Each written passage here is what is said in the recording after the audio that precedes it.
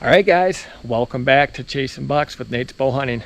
Last week we were talking secret buck bait, being does. That's my secret buck bait.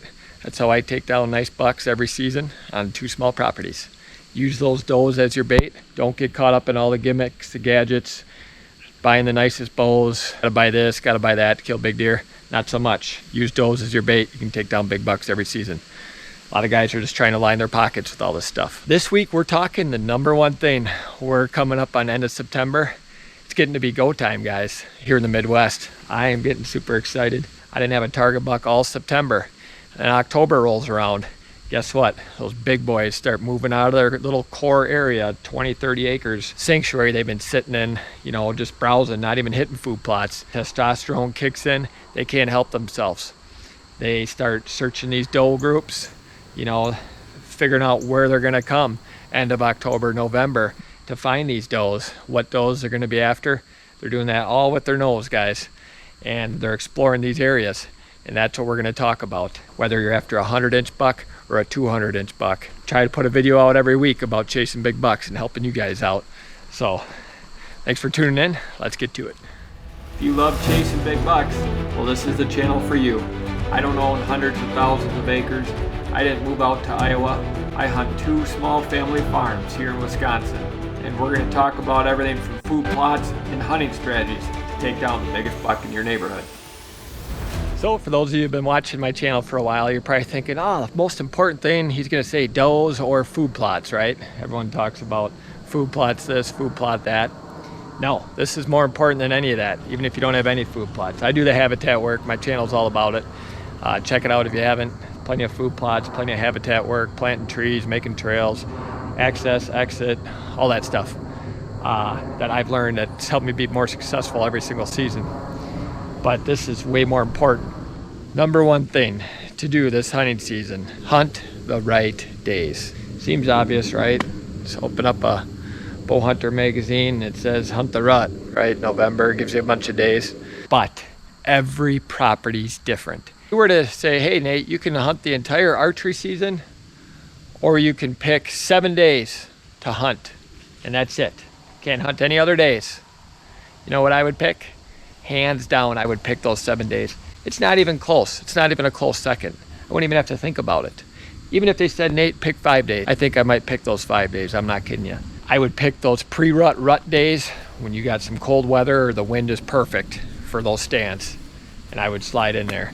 Take that over the whole season, hands down. Buck I've been after, he shows up almost the same day every year. They will make the same movements. They will move out of their core areas the same time every year.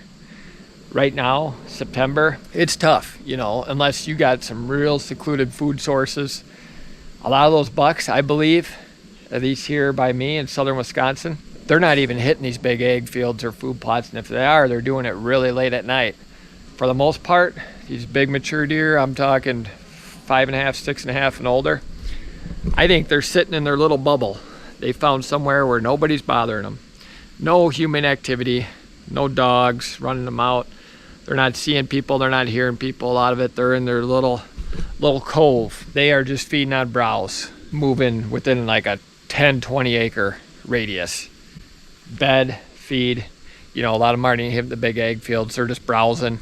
But guess what? October's coming. If you guys haven't looked at, I think it's MSU Deer Lab that does, it's a lot of stuff in the southern states where they put radio collars on these bucks and they track their movements. I just looked at one. It is astonishing. It showed the buck's movement in August, and then it showed the buck's movement in October. Coming into October, it gets up to like a 2-mile range, where August, it's just, quarter mile, half mile, back and forth, same. October, they're exploring new territories, and you can look at the parcel map on Onyx or HuntStand, whatever, and you can see how many properties that buck's traveling through back and forth in October. And I'm just looking at my 2 small properties, and I'm like, oh yeah, there's your opportunity. That buck comes crossing through your property in October. That's your opportunity to get them slipping up. These big bucks. Too many guys get caught up in buying all the gadgets and gadgets and the nicest bow and the perfectly weighted arrow and these new broadheads that cost $50 a piece to take down big deer. This is way more important than any of those things, guys.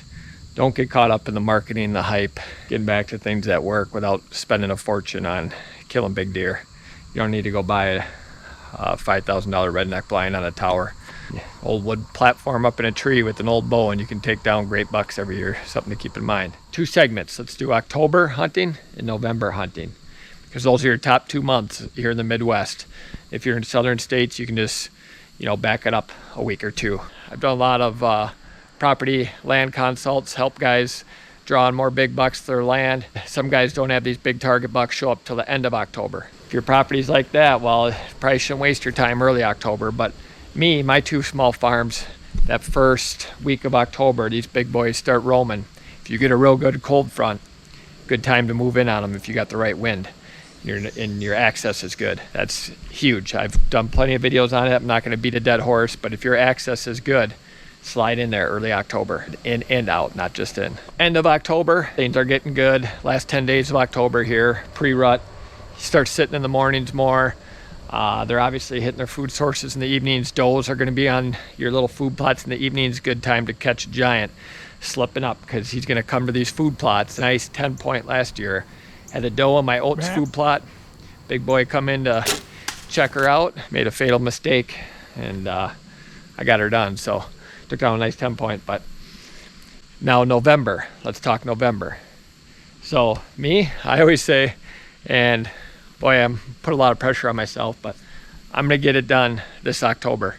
If you can't get it done in October, guys, you got to get lucky in November. Yes, November can be some of the best hunting. You get a hot doe, and that's my video last week, secret buck bait, right? Hot doe. How many times have you seen 1, 2, 3, 4 bucks chasing one doe? And you can get bucks to show up like I did last year. Freak giant buck showed up November 2nd, never had pictures of him. Neighbor killed him about 1.5 miles up the road, so never seen that buck. He was in and on a doe. I watched him. He was right behind this doe. I just couldn't get a clear shot at him. He's tongue hanging out, just grunting away.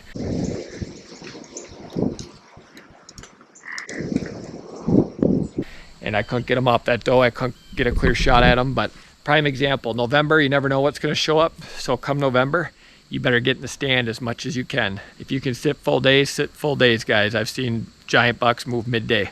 That giant buck I had last year was about 2:30.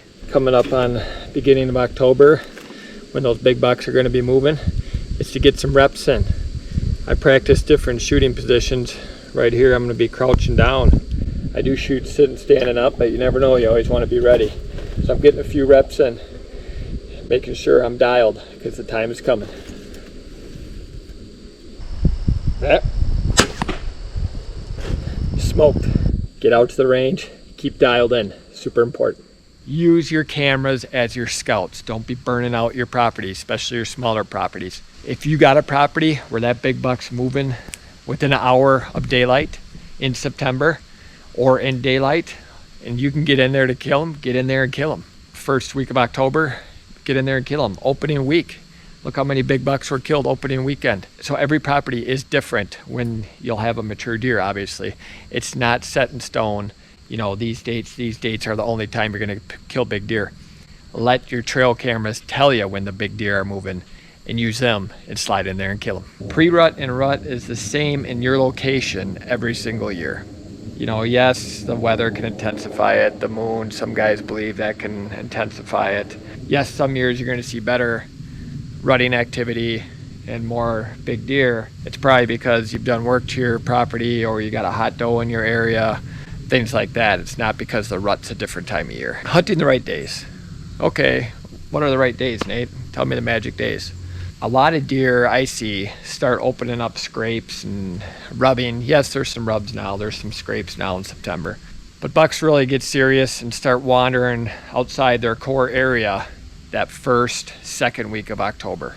If you get a real good cold front, you live in the Midwest, that first, second week of October, and you got a big buck, night pictures of them, you better slide in if you got the right wind. October 5th, actually, I've taken down 2 pretty nice bucks on cold front days. I've taken down numerous bucks the last 10 days of October. That's where it gets really good. I'm pretty fortunate now. I can hunt a lot more than what I have in past years. My previous job, be lucky to get out a couple times a year. Is what it is. You know, I got out when I can. I understand that. Some guys can't get off work and hunt whenever they want, or family, kids. I got 3 boys. End of September here, I wanted to get this video out. You know, I'm not hitting on all phases of the rut or other days. I'm hitting on what's most important, pre-rut and rut.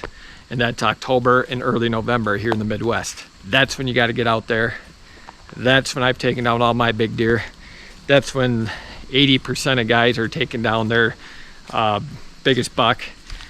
That's when the big boys are most active, and they're going to be moving the most in daylight and expanding their core area in daylight. If you don't have 10 farms, you can hunt thousands of acres. That's when you catch these big boys slipping up, expanding their home range, getting out of their comfort zone, getting to new areas. End of October, first 2 weeks of November, time to make it happen. Hopefully I convinced you guys where to set your priorities. Don't focus so much on the nicest equipment, having the nicest everything, all the gimmicks, the gadgets, the scents, the baiting where it's legal, all that stuff. What's more important than any of that stuff is putting yourself in the stand at the right time. Hopefully you guys enjoyed the video. If you haven't subscribed already, please subscribe. Share the channel with someone that's loves chasing big deer with the bow. They're like me. Think about it almost every day. So thanks for tuning in, guys. We'll see you next week.